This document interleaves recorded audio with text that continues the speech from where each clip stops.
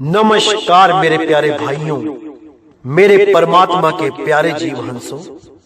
मैं बंदी छोड़ से यही अरदास करता हूं कि आप सब मेरे भाइयों का विवेक पहले से ज्यादा और ज्यादा से ज्यादा बढ़ता ही जाए और ऐसी कोई दुविधा ना रहे जो मेरे भाइयों के मन में 1% भी घर कर पाए। हर चीज इतनी क्लियर होती चली जाए कि कोई भी काल का दूत आपको भ्रमित ना कर पाए। कोई भी अधूरा गुरु या उसका अधूरा शिष्य आपको भ्रमित ना कर पाए। मैं बस यही अरदास करता हूं परम पिता परमात्मा बंदी छोड़ से, क्योंकि जैसे आपको भी पता है कि बहुत से लोग अब YouTube चैनलों पे आ गए हैं। हमारा ही सत्संग सुन सुन के, हमारी ही कॉपी करके हमारे ही खिलाफ बोलने लगे हैं। वाणियों का अर्थ का अनर्थ करके भगत समाज को भ्रमित करने का ठेका जैसे मानो इन्होंने ही ले लिया हो। लेकिन मेरे भाइयों, अब इन लोगों की दाल नहीं गलेगी, क्योंकि हर एक सत्य को सबके सामने खोल के रख दिया जाएगा। सत्य को ऐसा उजागर किया जाएगा कि एक एक चीज क्लियर होती चली जाएगी और आपको स्वयं पता लगेगा कि आखिर सत्य है क्या, ताकि किसी के भी द्वारा भ्रमित होने पर भी आप भ्रमित ना हो पाओ। क्योंकि संतों की वाणियों में छुपे हुए गुप्त संदेश आप तक पहुंचा दिए जाएंगे और उन संदेशों को समझ के, उन गुप्त कोड को समझ के आप में इतनी जागृति आ जाएगी कि आप इन काल के दूतों को मुंह तोड़ जवाब दे सकोगे। इनकी लच्छेदार बातों में ना उलझ के इनको सत्य का सामना करवा पाओगे, क्योंकि आप भी सत्य से रूबरू हो चुके होंगे। इसीलिए मैं पूरा प्रयास करता हूं कि एक एक वाणी के, एक एक शब्द के, एक एक भाव को आपके सामने रख सकूं, ताकि आप केवल शब्दों को पढ़े ही ना, उनके भावों में उतर के उसकी गहराई को भी समझ पाएं कि कौन सी वाणी कहां के लिए बोली गई है, किस वाणी का क्या भाव है। उस भाव को भी आप अच्छी तरह समझ पाओ।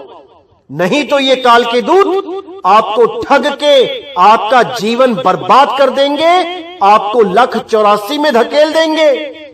उसके बाद बाहर निकलना बहुत मुश्किल हो जाएगा मेरे भाइयों, बहुत मुश्किल हो जाएगा। क्योंकि अभी तो इंसान जन्म है, आप पूर्ण विवेकी हो सकते हो, आप हर चीज को समझ सकते हो। लेकिन अगर एक बार 84 में चले गए तो मेरे भाई कोई बुद्धि विवेक काम नहीं आने वाला। केवल खाना पीना और जीना ही रह जाएगा इस जीवन में। इसीलिए बार बार कह रहा हूं कि एक एक चीज को समझो, जल्दबाजी मत करो, हर चीज को समझो, हर वाणी की गहराई को समझो। भ्रमित करने वाले बहुत से आएंगे, अभी बहुत से, गिनती नहीं होगी, क्योंकि अब ये मूल ज्ञान खुल चुका है। अब इस मूल ज्ञान को समझ के बहुत से बरसाती मेंढक, जिसको मैं कहता हूं कि जो पहले तो नहीं दिखाई देते तालाब में, जब तालाब सूखा होता है, और जब बारिश हो जाती है तो जमीन के नीचे से ये मेंढक निकलते हैं और पूरा दिन पूरी रात टर टर टर करते हैं। तो वही हाल अब YouTube पे होने वाला है, क्योंकि ये मूल ज्ञान की बारिश हो चुकी है। अब इस मूल ज्ञान को सुन के बहुत से लोग आएंगे। तो इनकी पहचान भी मैंने बता रखी है कि आप लोग इनका YouTube चैनल देखिए कि कब बनाया गया है। आप सन देखिए कौन से सन में बनाया गया है, और हमारे सत्संग से मिलते जुलते सत्संग कब करने शुरू किए इन्होंने, आप इसकी परख कीजिए। और बहुत से लोग तो ऐसे हैं जिन्होंने YouTube चैनल तो 6-6, 7-7, 8-8 साल पहले बनाया हुआ है, लेकिन आप उनकी वीडियो देखिए क्या डालते थे। कोई मूर्तियों की पूजा करना, कोई कुछ कर्म कांड करना, यही सब कुछ डालते डालते जब हमारा सत्संग इनके कानों में पड़ गया, तब देखिए कैसे इन्होंने यू टर्न लेके ट्रैक ही चेंज कर दिया। अब हर सत्संग हमारी ही कॉपी करते हैं, हमारी ही नकल करते हैं। ऐसे लोगों से सावधान रहना है मेरे भाइयों, पूरा सावधान रहना है। इन लोगों से पूछो, इनकी परख करो, इनसे पूछो कि पहले क्यों नहीं किया ऐसा सत्संग। आज कैसे याद आ गया इनको कि सार शब्द भी कोई चीज है। अब हर सत्संग सार शब्द पे ही डालते हैं, और 6 साल पहले 8 साल पहले कुछ भी नहीं डालते थे, सार शब्द का अता पता भी नहीं था। लेकिन आज हमारे सत्संग सुन सुन के सबको सार शब्द याद आ रहा है, और सबके सब गुरु बन के बैठ गए हैं। मेरे भाइयों, पूरी परख करना है। आपको इंसान जन्म मिला है, ऐसे ही धोखे में मत गवा देना। ये लोग केवल भ्रमित करने आए हैं, ये लोग केवल गुमराह करने आए हैं, लेकिन आपने गुमराह नहीं होना है। मैं तो हैरान होता हूं, कुछ लोग तो ऐसे हैं कि अपने YouTube चैनल पे सार शब्द की धुन तक चला देते हैं, कहते हैं यही सार शब्द की धुन है। शर्म आनी चाहिए ऐसे लोगों को, जो ऐसे जीवों को भरमाते हैं, जो बेचारे परमात्मा की खोज में व्याकुल हैं, तरस रहे हैं। उनको ऐसा गुमराह करते हैं ये लोग कि इनको परमात्मा कभी माफ नहीं करेगा। आइए सुनते हैं कैसी धुनें चलाते हैं ये लोग मोबाइल पे, और कहते हैं यही सार शब्द है। हैरानी होती है मुझे इन लोगों पे। आइए सुनते हैं।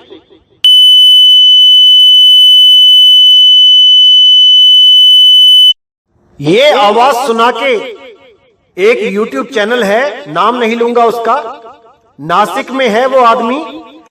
वो पहले देवी देवताओं पे वीडियो बना के डालता था, बहुत सी वीडियो डाली उसने, और धीरे धीरे धीरे जब हमारा सत्संग उसने सुना तो हमारे सत्संग आवाज बदल के, मेरी ही आवाज बदल के अपने YouTube चैनल पे डालने लगा।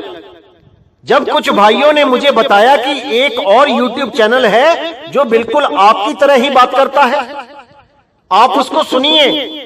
जब मैंने सुना तो मैंने क्या जाना कि मेरी ही आवाज एप्लीकेशन के द्वारा बदल के पूरा मेरा ही वीडियो अपलोड कर रखा है भाई ने। तो जब मैंने इससे व्हाट्सएप पे कांटेक्ट किया और इसको डांटा कि ये क्या कर रहे हो भाई, ये बिल्कुल गलत है, तब ये भाई बोला मैं तो आपका ही प्रचार कर रहा हूं। तो मैंने इसे साफ मना कर दिया कि तेरे प्रचार की हमें जरूरत नहीं है, किसी की आवाज बदल के उसका प्रचार नहीं किया जाता। ये शरेआम चालाकी है, चतुराई है। जब मैंने इसे डांटा तब इसने जाके वो वीडियो हटाई, मेरा सत्संग अपने चैनल से हटाया, और भी 1-2 भाइयों के सत्संग ये अपलोड करता था, उनकी भी आवाज बदल देता था। बहुत शातिर है ये। अब इसने क्या चालाकी खेली है, अब हमारे ही सत्संग सुन सुन के अपनी आवाज में उसको कॉपी करता है और लोगों को भ्रमित करता है। हमारे सत्संग सुन सुन के इसको पता लगा कि सार शब्द एक ऐसी धुन है जो लगातार चलती रहती है, तो इसने ये नकली धुन अपने चैनल पे डाल के हजारों लोगों को भ्रमित कर दिया, और वो बेचारे यही समझ रहे हैं कि यही होती है सार धुन। हैरानी होती है मुझे, दुख होता है ऐसे लोगों पे जो दूसरों की जान को जान नहीं समझते। कोई चाहे 84 में चले जाए, इनको कोई फर्क नहीं पड़ता, इनको तो बस झूठी गुरुवाई चाहिए। पहले ये नॉर्मल फोटो लगाता था अपने YouTube चैनल पे, अब आशीर्वाद देने की मुद्रा में लगाता है। अरे भाई, कब से बाबा बन गए आप? चुराए हुए धन से और चुराए हुए ज्ञान से ना तो आज तक कोई धनी हुआ और ना ही कोई ज्ञानी हुआ। आज के हालात को देख के ही कबीर साहब ने बोला था, जो मिला सो गुरु मिला, चेला मिला ना कोई। जितने भी ये आ रहे हैं सब गुरु बनने में लगे हैं, शिष्य कोई नहीं बनना चाहता, जबकि इनको यही नहीं पता कि एक पूर्ण गुरु वही बन सकता है जो एक पूर्ण शिष्य होता है। पूर्ण शिष्य ही पूर्ण गुरु बन सकता है, अधूरा चेला पूरा गुरु नहीं बन सकता। तो ऐसे लोगों से मेरे भाइयों सावधान रहना है, अपने जीवन का नाश नहीं करवाना है। ये जो धुनें ये सुना रहे हैं भाई, ये तो बिना गुरु के भी सुन सकते हो आप, बिना गुरु के भी ये अनुभव हो सकता है। लेकिन जो सार शब्द है वो बिना गुरु के प्राप्त नहीं हो सकता, क्योंकि उसका भेद ये नकली अधूरे गुरु नहीं जान सकते। उसका भेद कोई पूर्ण संत ही जानेगा। तो मेरे भाइयों, आज आपको उस दरवाजे के बारे में बताया जाएगा जिसको कबीर साहब ने, नानक साहब ने, गरीबदास जी महाराज ने, धर्मदास जी महाराज ने, भीखा जी ने, पलटू जी ने, नाभा जी ने, नामदेव जी ने उसे मुक्ति द्वार का नाम दिया है। और वो मुक्ति द्वार कैसा है, आज सत्संग के माध्यम से आपको हर चीज क्लियर कर दी जाएगी। तो आज हम वाणी लेंगे श्री गुरु ग्रंथ साहिब से। बहुत प्यारी वाणी है, बहुत प्यारी, बहुत अनुभव वाली वाणी है। इसको अच्छी तरह समझना है, पूरा विवेक लगा देना है, एक एक शब्द की गहराई में उतरना है। तब आप समझ पाओगे कि आखिर करना क्या है, मुक्ति कैसे मिलेगी, मुक्ति का द्वार क्या होता है। आज आपने सत्संग के माध्यम से हर चीज को समझना है मेरे भाइयों, हर चीज को समझना है। तो क्या कहती है वाणी? सो जप सो तप जी सतगुरु पावे, सतगुरु के पाणे वडियाई पावे, नानक आप छोड़ गुर माही समावे। यानी कि जो मेरे सतगुरु को भाता है वही मेरा जप है, वही मेरा तप है। मुझे और कुछ करने की जरूरत नहीं है, बस सतगुरु के पाणे को समझना है, सतगुरु के हुक्म को जानना है कि हुक्म है क्या। और जब हुक्म समझ में आ जाए उसके बाद जो गुरु विधि देता है वो विधि ही मेरा जप है, मेरा तप है। मुझे एक्स्ट्रा कुछ करने की जरूरत नहीं है। सतगुरु के भाणे वडियाई पावे, नानक आप छोड़ गुरु माही समावे। यानी सतगुरु के भाणे वडियाई पावे, यानी जो सतगुरु की मौज में रहना सीख जाता है, जो दुख में दुख नहीं मानता, सुख को सुख नहीं मानता, जो दोनों ही अवस्थाओं में सम रहता है, एक रहता है, परमात्मा की उस पे रजा होती है, उस पे मेहर होती है, उस पे दया होती है। नानक आप छोड़ गुरु माही समावे, यानी अपने अज्ञान को त्याग के, यानी जो भी वो अपने आप को मान बैठा है कि मैं शरीर हूं, मैं मन हूं, मैं माया हूं, मैं 3 गुण हूं, मैं 5 तत्व हूं, 25 प्रकृति हूं, जो कुछ भी अज्ञान उसने अपने अंदर भरा हुआ है उसको त्यागे और उसको छोड़ के गुर माही समावे। उस सार शब्द परमपिता परमात्मा में एक मेघ हो जाए, अपनी सूरत को उस शब्द में लगाए और बाकी जितना भी जंजाल है वो सब त्याग दे। ये जितना भी जप तप व्रत तीर्थ मूरत जो कुछ भी जितना भी कर्म कांड है सबको त्याग दे और केवल शब्द गुरु में अपनी सूरत को लगाए और उसी शब्द गुरु में समा जाए। नानक आप छोड़ गुरु माही समावे। कैसे समाएंगे? साहिब कहते हैं सूरत समाए शब्द में, वाको काल न खाए। उस शब्द में सूरत को समाना है और वो शब्द कहां है? क्या वो इस देही में है? क्या वो आज्ञा चक्कर पे है? क्या वो सहस्रार चक्कर पे है? क्या वो कंठ चक्कर पे है? क्या वो हृदय चक्कर में है या नाभि या मूल द्वार में है? नहीं मेरे भाई, नहीं। वो विदेही है, वो देही में नहीं है। इस देही में नहीं उलझना है। ये देही तो एक किराए का कमरा है, एक जेल खाना है जिसमें आप और हम आके फंस गए हैं। अब हमने इस जेल से बाहर जाना है और जहां से आए थे वहीं समा जाना है। कहां से आए थे? शब्द से आए थे और शब्द में ही समा जाना है।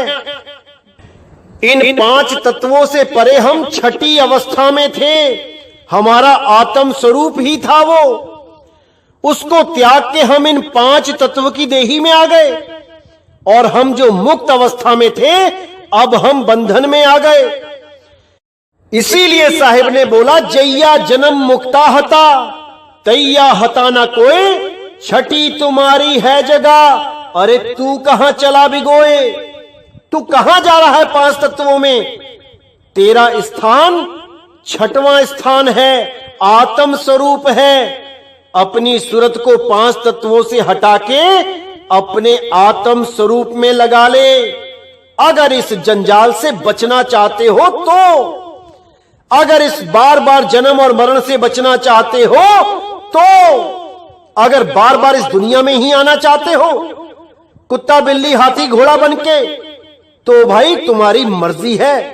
जो मन में आता है वो करो, जप करो, तप करो, व्रत करो, तीर्थ करो, पूजा करो, जो मन में आए करो, लेकिन इससे मुक्ति नहीं होगी मेरे भाई, नहीं होगी।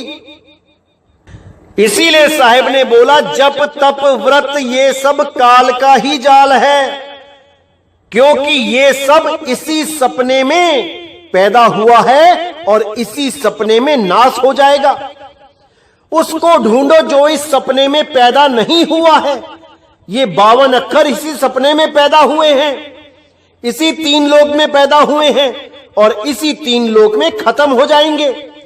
52 अक्षर खत्म हो जाएंगे तो जितने भी नाम हैं, जितने भी जाप हैं, ये सब खत्म हो जाएंगे। जितने भी तीर्थ हैं, मूर्त हैं, ये सब इसी सपने की देन है। इस सपने में ही ये सब बने हैं और जैसे ही ये सपना टूटेगा ये सब खत्म हो जाएंगे।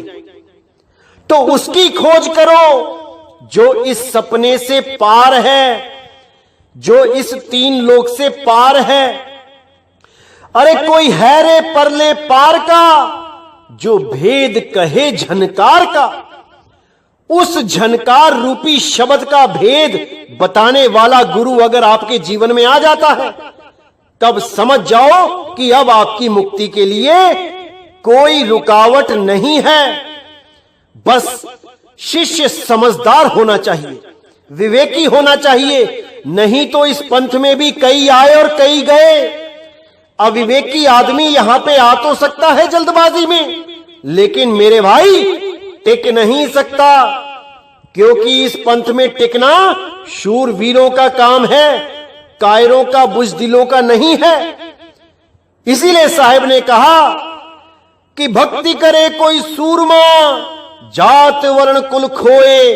कोई सूरमा ही है जो सार शब्द की भक्ति को कर सकता है, क्योंकि इस भक्ति को समझना ही इतना मुश्किल हो जाता है कि अगर पूर्ण विवेकी ना हो तो कभी भी भ्रमित हो सकता है। भले ही नाम क्यों ना ले ले, लेकिन कभी भी भ्रमित हो जाएगा अगर शिष्य विवेकी नहीं है तो। इसीलिए मैं हर सत्संग में अरदास करता हूं मालिक से कि आप सब मेरे भाइयों का विवेक बढ़ता ही चला जाए, अन्यथा इस अरदास करने का कोई मतलब नहीं है, क्योंकि विवेक देना परमात्मा का ही काम है। परमात्मा की दया से ही विवेक आता है। सत्संग तो हजारों सुनते हैं, लेकिन इस सत्संग को समझना ये सबके बस की बात नहीं है, नहीं है, नहीं है। इसीलिए मैं बार बार कहता हूं कि एक एक चीज को समझो, बार बार सुनो, 10 बार सुनो एक ही सत्संग को, ताकि आपको हर चीज बिल्कुल क्लियर होती चली जाए और आपको कोई भी भरमा ना पाए। तो आगे कहते हैं, गुर की सिख को बिरला लेवे, नानक जिस आप वडियाई देवे। यानी गुरु की सच्ची शिक्षा को कोई बिरला ही लेता है, ये सबकी समझ में नहीं आती। इसीलिए साहिब ने बोला, लाखन में कोई समझ ना पई है, कोटि मध्य जानेंगे। कहे कबीर सुनो रे साधो, हमें बिरले हंस पहचानेंगे। लाखों करोड़ों में कोई बिरला हंस होगा जो उस मालिक को पहचान जाता है कि वो कौन है जो हमें बचाने आया है। बाकी सब के सब उनको एक आम जीव ही समझते रहते हैं।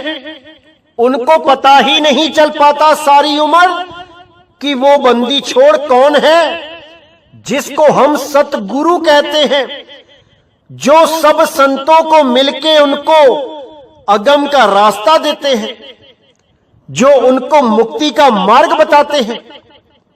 कोई नहीं समझ पाता उनको। तो यहां बोलते हैं, गुर की सिख को बिरला लेवे, नानक जिस आप वडियाई देवे। यानी वो परमात्मा जिस पर दया करके खुद उसको वडियाई देता है, वही जीव उस मालिक को समझ पाता है। ये सबके बस की बात नहीं है उस मालिक के बारे में जानना। इसीलिए अज्ञान में रह के माया के जाल में फंसे रह जाते हैं, इस मोह के जाल में फंसे रह जाते हैं।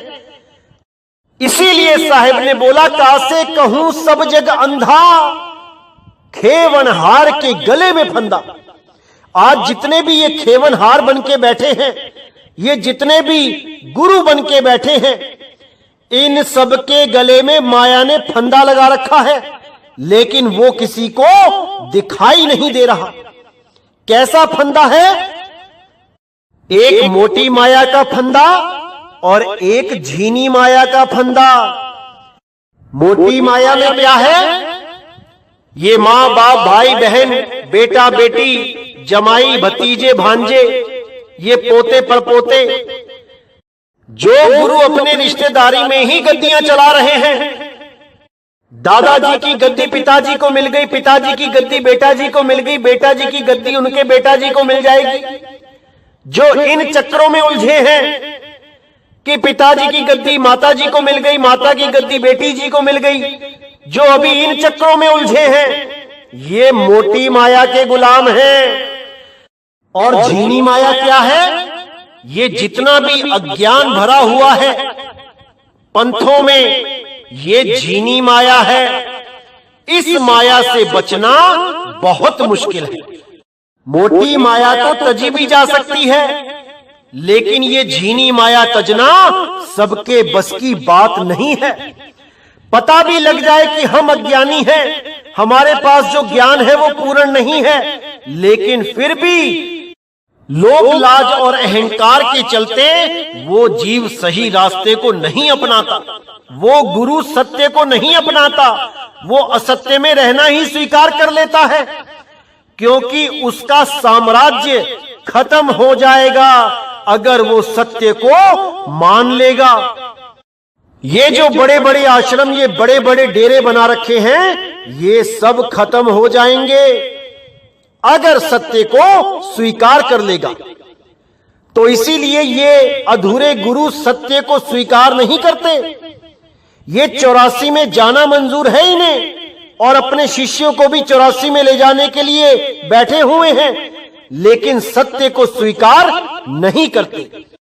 इन नकली कड़िहारों का क्या हाल होता है, ये मैं आने वाले सत्संग में बताऊंगा कि ऐसे ही अधूरे गुरु क्या होता है इनके साथ, जो अपनी संगत को भरमाते रहते हैं। कोई एक नाम जपवाने में लगा है, कोई 2 नाम जपवाने में लगा है, कोई 3, कोई 4, कोई 5, कोई 7, कोई 10। अरे कबीर साहब कहते, कोटि नाम संसार में, इनसे मुक्ति न होए, और गुप्त नाम सतपुरुष का, वो पावे बिरला कोई। वो नाम कोई बिरला ही समझ पाता है, बाकी तो सब ये 52 अक्षरी नाम ही जपते रह जाते हैं और अपना अनमोल जीवन बर्बाद कर लेते हैं। इसीलिए साहिब ने बोला, जो नर पड़े 52 के फेरा, सो नर जानो काल के चेहरा। जो भी गुरु और जो भी शिष्य 52 के जाल में उलझे हैं, 52 आप कर रहे हैं, वो जान लो कि वो काल के ही मुंह में जाने वाले हैं। उन्हें कोई नहीं बचा सकता। अरे जब टूटे 52 का डोरा, सहजे छूटे काल झकोरा, फिर नहीं आए फिर नहीं जाए, सार शब्द में रहे समाये, वो शब्द गुरु में रहे समाये। वो शब्द गुरु में समाएगा, सदा सदा के लिए मुक्त हो जाएगा। उसको कोई दोबारा जन्म मरण में लाने वाला नहीं है। और जो लोग शब्द गुरु के नाम पे यानी निशब्द साधना के नाम पे गुमराह करते हैं लोगों को कि मुझ पे आत्मा की कृपा हो गई और मुझे निशब्द का ज्ञान हो गया, और वो YouTube चैनल बना के आपको निशब्द का ज्ञान समझा रहा है, जो खुद 9-10 साल सतलोक जाना है करता रहा। हमारे समझाने पर जिसको थोड़ी सी बुद्धि आई, विवेक आया कि सतलोक नहीं जाना है, अकय अनामी लोक नहीं जाना है, आज वो हमें बताता है कि निशब्द साधना कैसे करनी है, हमसे सीखो।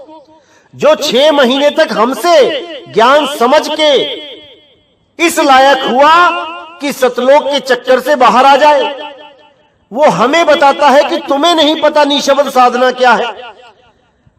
हैरानी होती है मुझे ऐसे लोगों से बात करके भी। अपने ही सत्संगों में वो कहते हैं कि आत्मा को कोई नहीं जान सकता, आत्मा जानने से परे है, इसको मन नहीं जान सकता, इसको इंद्रियां नहीं जान सकती, इसको सुरत नहीं जान सकती, इसको शरीर नहीं जान सकता, इसको सूक्ष्म शरीर नहीं जान सकता, इसको सूक्ष्म मन नहीं जान सकता। अरे भाई, तो तुमने कैसे जान लिया? तुम्हें कैसे पता लग गया कि आत्मा नाम की कोई चीज है? केवल किताबों में से देख के समझ में आ गया? जब आत्मा का बोध ही नहीं होता किसी को, तो तुम्हें बोध कैसे हो गया? तुम पे कृपा कैसे हो गई? और अगर कृपा हुई भी तो हुई किस पे? तुम्हारे मन पे हुई कि तुम्हारे तन पे हुई कि तुम्हारी चेतना पे हुई? किस पे हुई? क्योंकि तुमने ही सत्संग में बोला है कि आत्मा को कोई जान ही नहीं सकता। तो कृपा हुई किस पे? जिसने जान लिया उसको। और जब तुम पे कृपा हुई ही नहीं, तुम जान ही नहीं पाए आत्मा कि आत्मा क्या होती है, तो सत्संग काहे का करते हो भाई? सत्संग में क्या बता रहे हो जब आत्मा को कोई जान ही नहीं सकता, जब आत्मा जानने वाली चीज ही नहीं है? तो किसको समझा रहे हो आत्मा के बारे में? हैरानी होती है मुझे कि ऐसे लोग भी आज गुरु बन के बैठे हुए हैं, जो सारी संगत को 184 में लेके जाने के लिए तैयार बैठे हैं। और तो और मैंने एक और सत्संग सुना था, किसी का भाई ने भेजा, वो भाई कह रहा है कि मैं पिछले जन्म में सहारनपुर में था, मेरी मृत्यु हो गई हॉस्पिटल में, मुझे गुरुजी लेने आ गए, और जब मैंने गुरुजी के साथ चलना चाहा तो मुझे अपने ही शरीर को देखने की तीव्र इच्छा हुई। मैंने अपने शरीर को देखा और फिर मैं गुरुजी के साथ चला गया। अब मुझे एक बात नहीं समझ में आती कि जब गुरुजी आ ही गए लेने, तो भैया दोबारा क्यों पैदा हो गए? दोबारा क्यों मां के पेट में आके दोबारा इस दुनिया में आके YouTube चैनल बना के बैठ गए? अरे गुरु तो किसी बिरले को लेने आता है, तुम्हें तो तुम्हारा गुरु आ ही गया था लेने, फिर तुम यहां कैसे आ गए? फिर यही लोग क्या बहाना बोलते हैं कि भाई मेरे गुरुजी ने कहा कि अभी 2-3 जन्म और सेवा करवानी है। अरे भाई, अगर गुरु ने तुमसे सेवा करवानी होती तो तुम्हें गुरु गद्दी पे बैठाया होता, ना कि तुम YouTube चैनल बना के लोगों को ठग रहे हो, ध्यान के नाम पे पैसे ऐंठ रहे हो, 5-5, 6-6 हजार रुपए एक ध्यान सेशन के लेते हो। अगर गुरु ने तुमसे सेवा करवानी थी तो तुम्हें गद्दी का मालिक बना देता वो। गुरु तो कुछ भी कर सकता है। ऐसे लोगों को भ्रमित करते हैं ये लोग। और इससे भी ज्यादा भ्रमित करने वाले कौन होते हैं? जो कहते हैं मेरे अंदर गुरु आ जाता है। जैसे कई लोग कहते हैं मेरे अंदर माता आ जाती है, मेरे अंदर भैरव बाबा आ जाता है। ऐसे ही ये गुरुमुख लोग भी कम नहीं हैं। ये भी दूसरे गुरुमुख भाइयों को भरमाते हैं कि मेरे अंदर गुरु आता है, प्रकट हो जाता है, ताकि ये मेरे पैर छूने लग जाएं, मुझे गुरु मानने लग जाएं। ऐसे लोगों से सावधान रहना है मेरे भाइयों, सावधान रहना है। जो गुरु उनके अंदर प्रकट है वो तुम्हारे अंदर भी प्रकट है। अरे सब घट मेरा साइया, सुनी सेज ना कोई, बलिहारी वा घट की जिस घट प्रकट होई। दूसरे के घट को छोड़ो, अपने घट में प्रकट करो, तब बात बनेगी। अरे ज्यों तिलमाही तेल है, ज्यों चकमक में आग, और तेरा साईं तुझ में है, जाग सके तो जाग। किसी और के पैरों में गिरने की जरूरत नहीं है कि किसी गुरु भाई के पैरों में गिर रहे हो। अपने आप को जानो, तुम्हारा साईं तुम में है, उसमें कोई ज्यादा नहीं है या तुम में कोई कम है। वो कक्का केवल नाम है और बब्बा ब्रह्म शरीर, रारा सब में रम रहा, वाको नाम कबीर। वो कबीर सब में रम रहा है। कबीर का मतलब होता है शुद्ध चैतन्य स्वरूप, आत्म स्वरूप। उसको जानो मेरे भाई, तभी कल्याण होगा। तो कहते हैं माया मोह अज्ञान है, बिखम अति भारी, पत्थर पाप बहु लदिया, कि उतरिए तारी, अन दिन भगत रतिया, हरि पारी उतारी, गुरु सबद मन निर्मला, हव में छाड़ विकारी, हरि हरि नाम ध्याइये, हरि हरि निस्तारी। तो यहां साफ बता दिया कि जितना भी ये माया मोह है, ये सब अज्ञान है, ये बिखम है, विष है अति भारी, और पत्थर पाप बहु ला दिया कि उतरिए तारी। इतने पाप लद गए इस जीव के ऊपर कि कैसे भवसागर से पार होगा ये। पता नहीं कौन कौन से पुराने जन्मों के पाप लाद के बैठा है, और इस जन्म में भी एक से एक पाप करने में लगा है। कैसे होगी मुक्ति? अन दिन भगत रतिया, हर पारी उतारी। जो रोज यानी हर समय दिन रात जो उसकी भक्ति में रतिया रते हुए हैं, रमे हुए हैं, वही पार उतरेंगे, उनको हरि पार करेगा। गुरु शब्द मन निर्मला, हव में छाड़ विकारी। गुरु शब्द से ही मन निर्मल होगा। ये गुरु शब्द का मतलब ये नहीं कि कोई भी शब्द दे दिया गुरु ने। ये गुरु शब्द यानी शब्द गुरु। ये उस शब्द गुरु की तरफ इशारा है जिसके द्वारा ये मन निर्मल हो जाएगा, ये विकारों से दूर होना शुरू हो जाएगा, और एक समय ऐसा आएगा कि वो सूरत सदा शब्द गुरु में रहेगी और मन शिथिल पड़ा रहेगा। इसीलिए साहिब ने बोला, मन को मार गगन चढ़ जाई, मान सरोवर पैठ नहाई।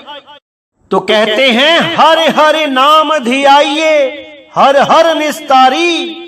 यानी हरि का नाम ध्याओगे तो हरि निस्तार कर देंगे, इस भव सागर से पार कर देंगे। तो आगे कहते हैं कबीर मुक्ति द्वारा संकुड़ा, राई दसवें भाई, मन तो मैगल हो ही रहा, निकसिया क्यों कर जाई।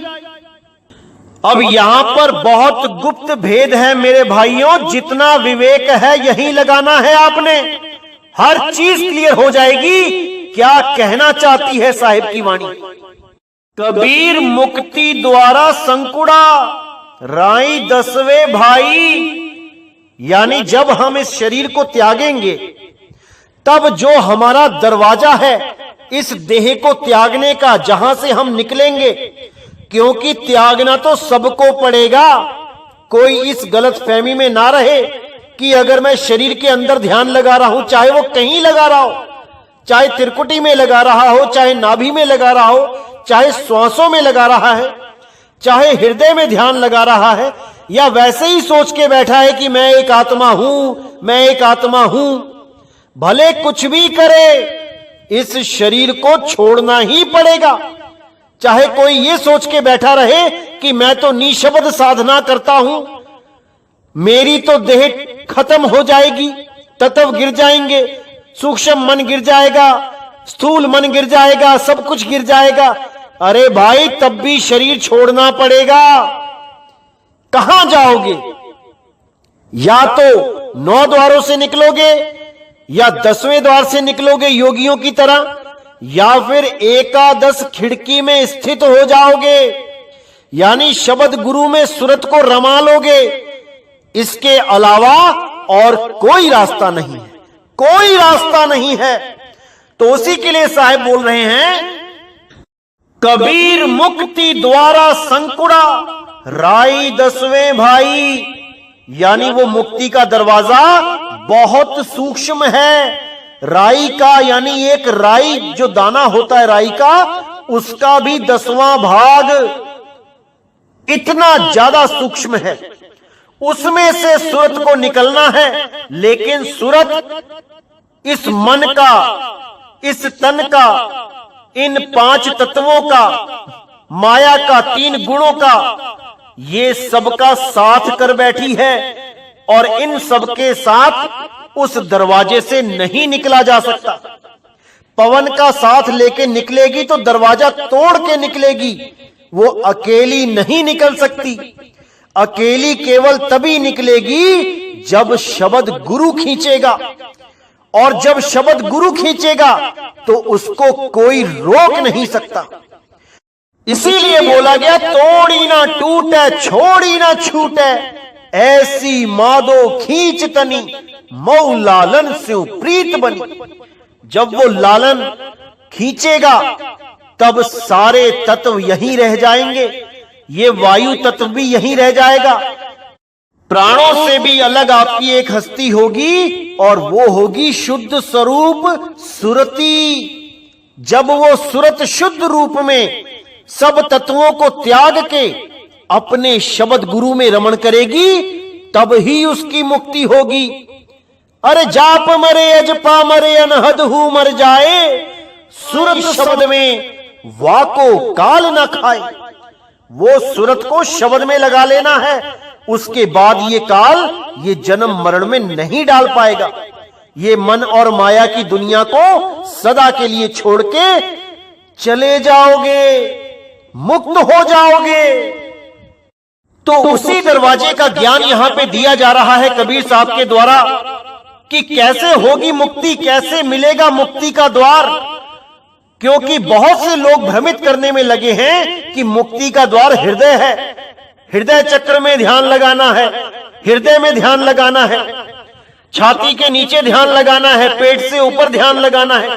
पता नहीं क्या क्या बताते हैं लोग, जबकि गुरु ग्रंथ साहब में स्पष्ट बता दिया गया है कि मुक्ति द्वारा संकुड़ा राई दसवें भाई, मन तो मैगल हुई रहा निकसिया क्यों कर जाई। ऐसा सतगुरु जे मिले तुठा करे पसाओ, मुक्ति द्वारा मोकला सहजे आवो जाओ। अब यहां पे साहिब कह रहे हैं कि अगर तुम्हें ऐसा सतगुरु मिल जाए जो उस मुक्ति द्वार का भेद बता दे, जिसका राई से भी 10वां हिस्सा इतना सूक्ष्म है जो द्वार, उसका भेद बता दे और उसमें से जाने की विधि बता दे कि कैसे जाया जाए, और उस भेद को जानकर जब आप अभ्यास करने लग जाओ, तब उसकी दया से मुक्ति द्वार मोकला सहजे आओ जाओ। यानी उसकी दया से सहज होके जब भक्ति करोगे तो वो अपना अनुभव देता रहेगा, उस शब्द गुरु का अनुभव होता रहेगा। इस संसार में भी रहोगे और उसको भी अनुभव करते रहोगे। इसी को जीवित मृतक अवस्था बोला गया है। जीवित मरिए भव जल तरिए, यानी जीते जी उसको अनुभव करो, और जब अंत समय आए तो इस शरीर को कपड़ों की तरह उतार के सदा सदा के लिए उस शब्द गुरु में रम जाओ। यही मुक्ति है, इसके अलावा कोई मुक्ति नहीं है। इसको अच्छी तरह समझ जाओ मेरे भाई। यही बात नानक साहब भी कहते हैं, नानक मुक्ति द्वारा अति नीका, नाना होई सुजाई, हऊ में मन स्थूल है क्यों करे विच दे जाई। वो भी गवाही दे रहे हैं कि बहुत सूक्ष्म है मुक्ति का द्वार। वहां पर इस मन के साथ नहीं जाया जा सकता, इस अहंकार के साथ नहीं जाया जा सकता, इन 5 विकारों के साथ नहीं जाया जा सकता। इन सबको त्यागना ही होगा और निर्मल होके केवल सुरत ही निकल सकती है वहां से, और कोई नहीं निकल सकता साथ में। क्योंकि मन, माया, 3 गुण और 5 तत्वों की पहुंच नहीं है वहां तक, वहां कोई नहीं जा सकता। केवल और केवल सूरत जा सकती है। इसीलिए साहिब ने बोला, हम जहां रहे काल तहां नाही, काल से जीत हंस ले जाही। काल क्या है? यही 5 तत्व, 25 प्रकृति, 3 गुण, मन, माया, यही काल है। और सतलोक क्या है? वही शब्द स्वरूपी चैतन्य स्वरूप, आत्म स्वरूप, शुद्ध आत्म स्वरूप, वही सतलोक है, उसी में समाना है। इसके अलावा कोई मुक्ति नहीं है, कोई नहीं है। तो इसीलिए साहिब ने बोला, सत्य देश किस विधि जावत, बिना श्वास के सुरत चढ़ावत, कबीरा अमर पुरते आवत, जब राम ही राम जपावत। यानी कैसे उस सच्चे देश में हम पहुंचे, कैसे अपने स्वरूप में स्थित होए, बिना श्वास के सुरत चढ़ावत, यानी श्वासों का कोई काम नहीं है। एक भाई इस वाणी का अर्थ करके अनर्थ करने की कोशिश कर रहा था कि पहले हमें श्वासों से ही जाना पड़ेगा त्रिकुटी तक। ये घोर अनर्थ है। साहिब कहते हैं श्वासों के बिना ही चलेगी सूरत, क्योंकि ये सूरत इतनी सक्षम है कि आप अंदाजा भी नहीं लगा सकते। बस इसको गुरु सही मिल जाए। अगर इसको ऐसा गुरु मिल गया जिसने 5 तत्वों में उलझा दिया, तो समझ लो कि ये बंधन में ही रहेगी। और अगर इसको ऐसा गुरु मिल जाए जो विहंगम चाल के द्वारा उस शब्द का लखाव करवा दे, तो इस सूरत को रोकने वाला कोई नहीं है, कोई नहीं है। इसीलिए साहिब ने बोला, सूरत फंसी संसार में, तासे पर गई दूर, सूरत बांध स्थिर करो, 8 पहर हुजूर। इन अधूरे गुरुओं के चक्कर में ही ये सूरत इस संसार में फंसी है, क्योंकि इनको उस शब्द गुरु का भेद ही नहीं पता है। अगर कोई ऐसा गुरु मिल जाए जो शब्द भेदी हो, तब इस सूरत को कोई नहीं रोक सकता मुक्त होने से। इसीलिए साहिब ने कहा, वस्तु कहीं ढूंढे कहीं, कहीं विधि लागे हाथ, और गुप्त वस्तु तब मिले जब भेदी लीजे साथ। वो भेदी सतगुरु साथ होगा तो हर चीज मिल जाएगी, लेकिन अगर भेदी नहीं होगा तो इसी देह में उलझते रह जाओगे, इसी संसार सागर में उलझते रह जाओगे। इसलिए शब्द भेदी गुरु जीवन में होना बहुत जरूरी है, बहुत जरूरी है। तो कहते हैं, कबीरा अमरा पुरते आवत, जब राम ही राम जपावत। यानी कि जब आप केवल और केवल राम जपोगे। राम जपोगे मतलब ये नहीं कि राम का नाम जपोगे। राम क्या है? वो वस्तु है। पायो जी मैं राम रतन धन पायो, वस्तु अमोलक दी मेरे सतगुरु, कृपा कर अपनायो। वो राम एक वस्तु है, वो केवल नाम नहीं है। उस वस्तु का लखाव कराने वाला गुरु चाहिए, तब वो वस्तु आपसे दूर नहीं है। लेकिन भेदी गुरु ना मिलने के कारण आप बार बार जन्म मरण में आ रहे हो। इसीलिए साहिब ने बोला, कबीरा अमरा पुरते आवत, कि शब्द गुरु ही तुम्हें लेने आएगा जब राम ही राम जपावत। जब तुम केवल और केवल राम जपोगे, यानी कि केवल उस वस्तु का ध्यान करोगे। कोई मंत्र, कोई तंत्र, कोई श्वासा का अजपा जाप, कोई अनहद नाद, कुछ नहीं। केवल और केवल उस शब्द गुरु में ध्यान लगाओगे, तब वो आपको खींच लेगा और हमेशा हमेशा के लिए खुद में समा लेगा, और आपका जन्म मरण सदा के लिए समाप्त हो जाएगा। तो मेरे भाइयों, हर चीज को समझना है। कैसे मुक्ति होगी इसको अच्छी तरह समझना है। अगर ये समझ लिया तो समझ लो कि अब मुक्ति दूर नहीं, और अगर इसको नहीं समझ पाए तो बड़े दुख के साथ कहना होगा कि अभी और आना पड़ेगा इस दुनिया में, बार बार आना पड़ेगा।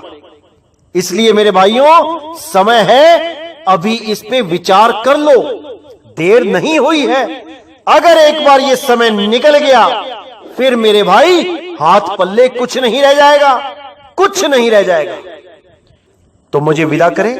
बोलिए सतगुरु बंदी छोड़ सतगुरु सत्य कबीर साहिब की सदा ही जय हो, सदा ही जय हो। मेरे मालिक की साहिब बंदगी सतनाम।